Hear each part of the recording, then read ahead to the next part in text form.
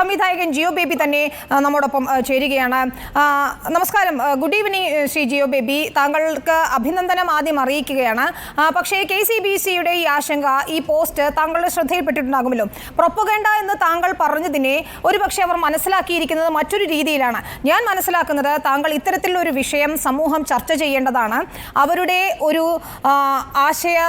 അത്തരത്തിലൊരു സിനിമയുടെ ആശയം കൊണ്ടുവരുമ്പോൾ അത് എന്തായാലും ചർച്ച ചെയ്യപ്പെടേണ്ടതാണ് എന്നൊരു നിലപാടാണ് താങ്കൾ എടുത്തതെന്നാണ് ഞാൻ മനസ്സിലാക്കുന്നത്. താങ്കൾ ഉപയോഗിച്ച പ്രൊപ്പഗണ്ട എന്ന വാക്കിന്റെ അർത്ഥവും അങ്ങനെയാണെന്നാണ് ഞാൻ മനസ്സിലാക്കുന്നത്. ഇപ്പോൾ KCBCയുടെ ഈ ആശങ്കയ്ക്ക് അല്ലെങ്കിൽ അവരുടെ നിലപാടിന് താങ്കളുടെ മറുപടി എന്താണ്? പറയുന്നത് കേൾക്കാമല്ലോ അല്ലേ? കേൾക്കാം സർ, പറയൂ. ഇത്തരം വില കുറഞ്ഞ ആരോപണങ്ങൾക്ക് മറുപടി പറയാൻ സത്യമായും എനിക്ക് താല്പര്യവുമില്ല, എനിക്ക് സമയവുമില്ല. വേറൊരു കാര്യം പറഞ്ഞിട്ട് ഞാൻ നിർത്താം. കേരള സംസ്ഥാന ചലച്ചിത്ര പുരസ്കാരങ്ങളിൽ മികച്ച ചലച്ചിത്ര ഗ്രന്ഥത്തിനുള്ള പുരസ്കാരം ലഭിച്ചത് കിഷോർ കുമാറിന്. കിഷോർ കുമാർ ഇന്ന് ജീവിച്ചിരിപ്പില്ല. കിഷോർ കുമാർ ഈ പറയുന്ന പോലെ കമ്മ്യൂണിറ്റിയിലുള്ള LGBTQIA+ കമ്മ്യൂണിറ്റി നമ്മൾ വിളിക്കുന്ന ആ കമ്മ്യൂണിറ്റിയിലുള്ള ഒരു ആയിരുന്നു. അദ്ദേഹം എന്തുകൊണ്ടാണ്, അദ്ദേഹത്തിന് ദേശീയ പുരസ്കാരവുമുണ്ട്, സംസ്ഥാന പുരസ്കാരമുണ്ട് ഒരേ ദിവസം തന്നെ, അത് വാങ്ങാൻ അല്ലെങ്കിൽ ഈ ഒരു സന്തോഷ വാർത്ത അറിയാൻ അദ്ദേഹം ജീവിച്ചിരിപ്പില്ല. കേരള അല്ലെങ്കിൽ ഇന്ത്യൻ അല്ലെങ്കിൽ നമ്മുടെ സമൂഹത്തില് കമ്മ്യൂണിറ്റിയിലുള്ള മനുഷ്യർക്ക് സാധാരണ ഒരു ജീവിതം പോലും സാധ്യമല്ല.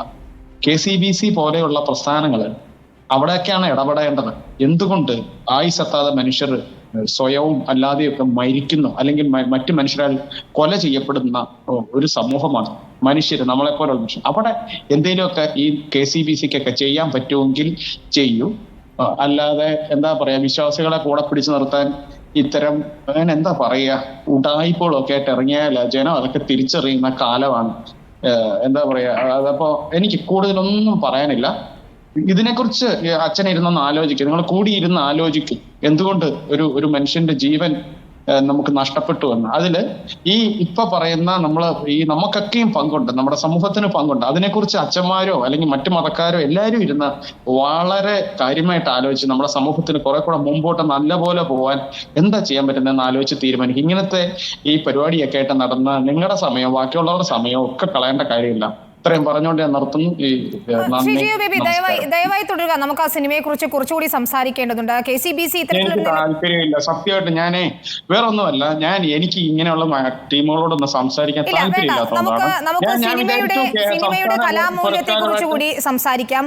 ഒരു നിമിഷം താങ്കൾ തുടരൂ. എനിക്ക് താങ്കളെ അതിഥിയായി കിട്ടിയതിൽ വളരെയധികം സന്തോഷമുണ്ട്. നമുക്ക് ആ സിനിമയുടെ വിജയത്തെ കുറിച്ച് അല്ലെങ്കിൽ അത് അവാർഡ് ലഭിച്ചതിനെ കുറിച്ച് സംസാരിക്കണം. പക്ഷേ താങ്കൾ ഈ പറഞ്ഞ കാര്യമുണ്ടല്ലോ, അതിൽ KCBCയുടെ നിലപാട് എന്താണെന്ന് ഒരു നിമിഷം ഞാൻ ചോദിച്ചിട്ട് വരാം.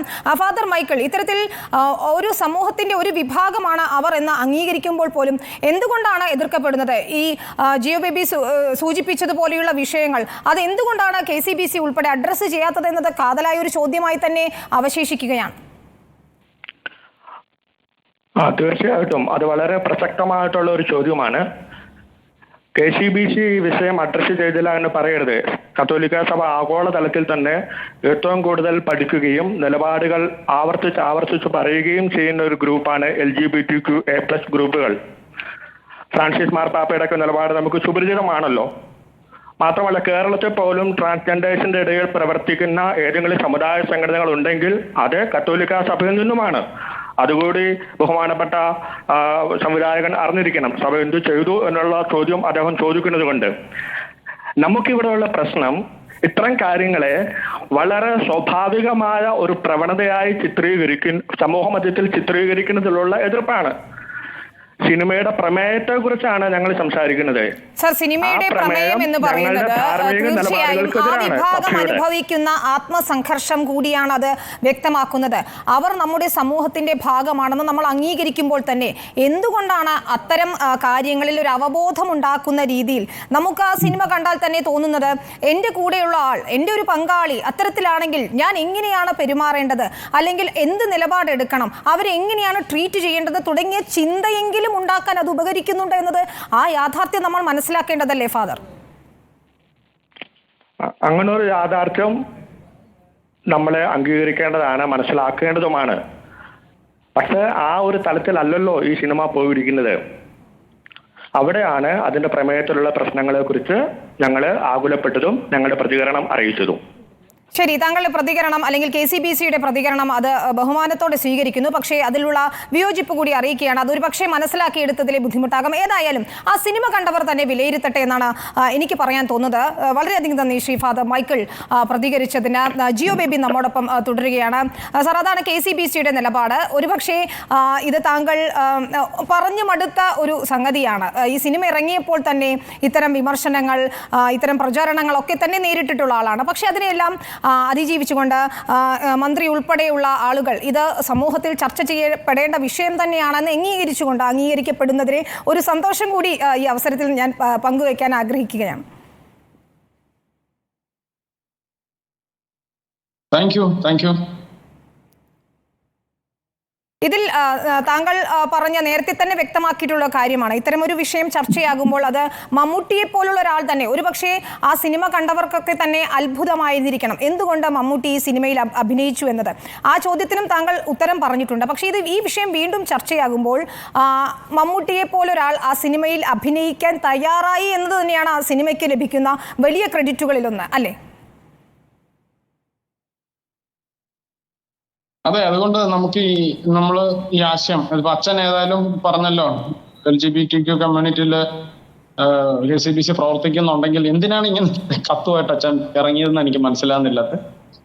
സിനിമയുടെ ആശയപരമായിട്ടൊക്കെയുള്ള വിമർശനങ്ങളൊക്കെ ഉണ്ടാവട്ടെ. സിനിമ വിമർശനത്തിന് അതീതമായ സിനിമയൊന്നും അല്ല ഞാൻ ചെയ്തത്. വിമർശനങ്ങളുണ്ട്. പല വിമർശനങ്ങളും ഞാൻ എന്താ പറയുക, സിനിമയുടെ സൗന്ദര്യശാസ്ത്രപരമായിട്ടും ആശയപരമാണെന്ന് ഞാൻ പറയില്ല, സൗന്ദര്യശാസ്ത്രപരമായിട്ട് അല്ലെങ്കിൽ ഒരു സിനിമയ്ക്ക് ഉണ്ടായിട്ടുള്ള വളരെ നല്ല വിമർശനങ്ങളെയൊക്കെ ഞാൻ ഉൾക്കൊള്ളുന്നുണ്ട്. ഇപ്പം കമ്മ്യൂണിറ്റിയിലുള്ള ചില മനുഷ്യർക്ക് സിനിമയുടെ പലതരത്തിൽ വിയോജിപ്പുണ്ട്. അതിനെയൊക്കെ നമ്മൾ ഉൾക്കൊള്ളുകയാണ് ചെയ്യുന്നത്. അല്ലാതെ ഇതെല്ലാം തികഞ്ഞ സിനിമയാണെന്നൊന്നും എനിക്ക് അവകാശമില്ല. അതിൽ മമ്മൂക്ക വന്നു, ജ്യോതിക വന്നു, മമ്മൂട്ടി കമ്പനി നിർമ്മിച്ചു. അത് വലിയ കാര്യമാണ്, വലിയ കാര്യമാണ്. അത് നമുക്ക് നമ്മുടെ ഒരു സിനിമ കൊണ്ട് ഒരു സൊസൈറ്റി മുഴുവൻ മാറി നന്നായിരുന്നല്ല. പക്ഷെ നമുക്ക് എന്തെങ്കിലുമൊക്കെ ചെയ്യാൻ പറ്റിയല്ലോ എന്നുള്ള ചാരിതാർത്ഥ്യമുണ്ട്. അതിന് മമ്മൂക്കെ പോലെ ഒരാളും കൂടി അവരുടെ നിർമ്മാണ കമ്പനി കൂടെ ഉണ്ടായിരുന്നു. അതൊക്കെ വലിയ ജീവിതത്തിലെ വലിയ കാര്യമായിട്ട് തന്നെ കാണുന്നത്. ഇപ്പൊ കിട്ടുന്ന ഈ സിനിമയ്ക്ക് കിട്ടിയ പുരസ്കാരവും വലിയ അഭിമാനവും വലിയ സന്തോഷവും ഒക്കെ ആയിട്ട് തന്നെ ഇരിക്കുന്നത്. ശ്രീ ജിയോ ബേബി, ഒരു കാര്യം കൂടി, നമ്മൾ ഈ സിനിമയെക്കുറിച്ച് ചർച്ച ചെയ്യുമ്പോൾ തന്നെ ഇത്തരത്തിൽ സ്വവർഗ ലൈംഗികതയെ അസ്വാഭാവികമായി കാണുന്ന സമൂഹത്തിൻ്റെ വലിയൊരു വിഭാഗമുണ്ട് എന്നുകൂടിയാണ്. അവർക്കൊക്കെ ഈ സന്ദേശം കൃത്യമായി മനസ്സിലായിട്ടില്ല എന്നുകൂടിയാണ് നമ്മൾ കരുതുന്നത്. ഒരുപക്ഷെ താങ്കൾ പറഞ്ഞതുപോലെ എല്ലാവരും ഒരേ അർത്ഥത്തിൽ ഇത് ഉൾക്കൊള്ളണമെന്നില്ല. താങ്കൾ ഏത് സിനിമ എടുത്താലും അതിലെന്തെങ്കിലുമൊക്കെ നമുക്ക് ചർച്ച ചെയ്യാനുണ്ട് എന്നത് വലിയ സന്തോഷം നൽകുന്നതാണ്.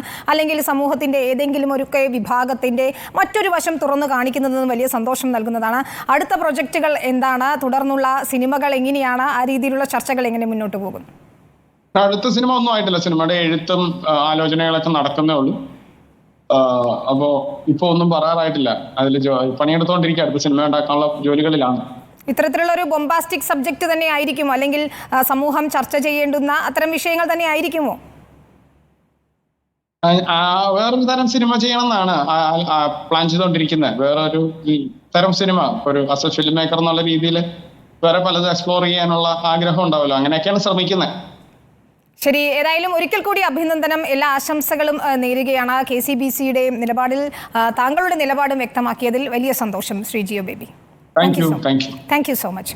ജിയോ ബേബിയാണ് കാതൽ സിനിമയുടെ സംവിധായകൻ നമ്മോടൊപ്പം ചേർന്നത്. ഒപ്പം KCBCയുടെ പ്രതിനിധി കൂടിയായ ഫാദർ മൈക്കിളും KCBCയുടെ നിലപാട് വ്യക്തമാക്കാൻ ചേർന്നു.